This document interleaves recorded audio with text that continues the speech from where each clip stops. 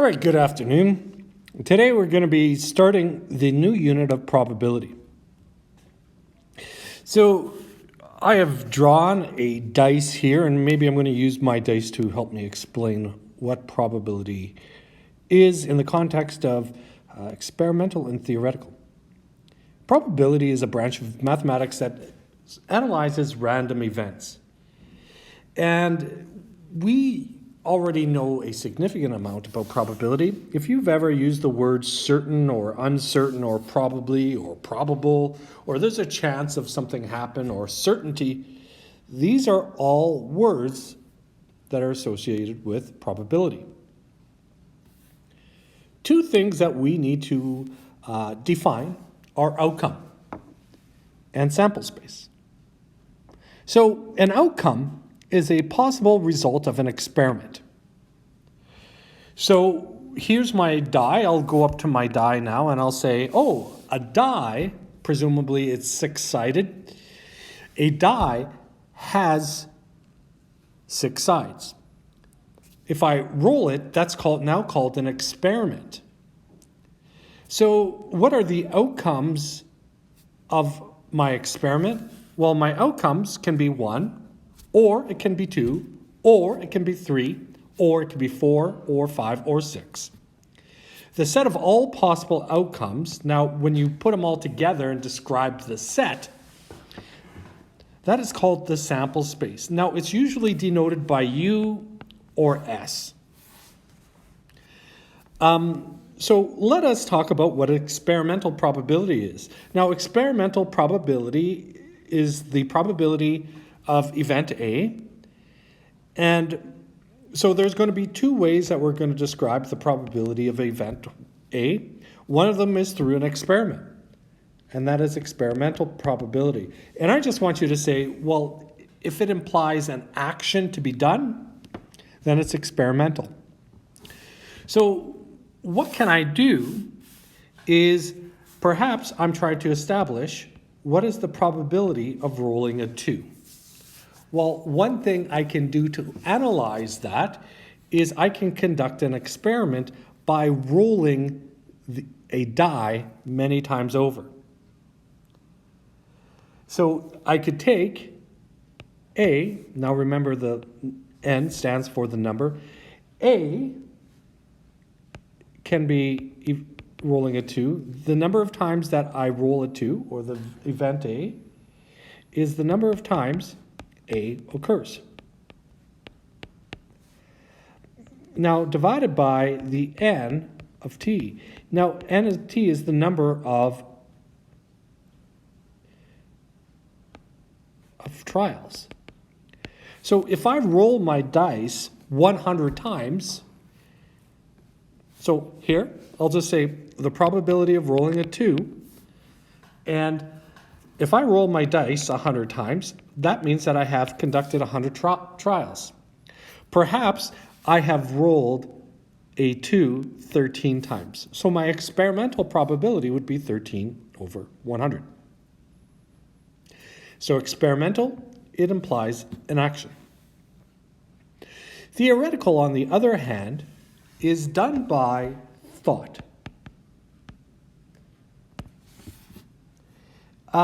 Right now I can probably say to you, what is the probability of rolling a 2? So here, probability of rolling a 2, many of you would say 1/6, right? 1 out of 6. All of these are correct. But we're going to go for a more formal definition that's going to be more versatile. Again, it's the N of A divided by the N of S. So N of A is the number of favorable outcomes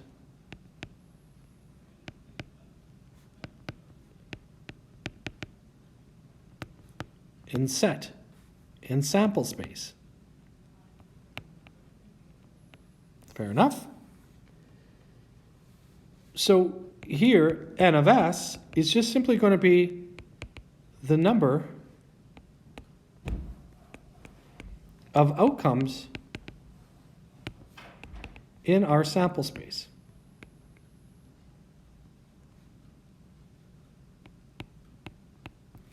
So let's take this, let's build this dice again. And here it is. Here's my dice. And I know that one side has 2. When I ask the question, what is the probability of rolling a 2? Well, the number of favorable outcomes, there's only one favorable outcome, and that would be rolling a 2. Now, out of the total number of outcomes, well, that's 6. So the probability of rolling a 2 is 1 out of 6. So again, theoretical is done through thought, experimental through action. So this is theoretical stuff. The experimental probability becomes closer to the value of the theoretical probability as the trial increases. So that's kind of important to know, that the more times you roll the dice, the closer that the experimental probability is likely to approach the theoretical. Now, probability can range from blank to blank. So the probability of something that's impossible to occur would be 0%. And if it's certain to occur, it's 100%. Now, we can describe probability in terms of a percent. However, the probability of an event can range from 0 to 1. And this is our decimal. We could either write probability as a percent or a decimal. Now, there's a 10% chance of rain today. That would almost imply that it's not very likely. Versus the probability of the sky being blue is 1. That is, it is certain that's going to happen today. So probability can be expressed, and there's many ways, but a fraction, a decimal, or percent. Let's do one example and we'll call it a video. An 8-sided die is rolled. The faces are numbered 1 through 8. So what is the theoretical probability of rolling a 5? So I'm just going to write down my sample space. I could roll a 1, 2, 3, 4, 5, 6, 7, and an 8. There's my sample space. The theoretical probability of rolling a 5, so the probability of rolling a 5 is, now I have to ask myself, how many 5s are in my sample space? Well, there's 1. What is the total number of elements in my sample space? 8. So the probability of rolling a 5 is 1/8. What is the theoretical probability of rolling an odd number? So I can say the probability of rolling something that is odd. Now here, I'm going to say, well, odd. 1 is odd, 3 is odd, 5 is odd, 7 is odd. So I can say, now that's 4 out of 8. Or I could write it as 1/2.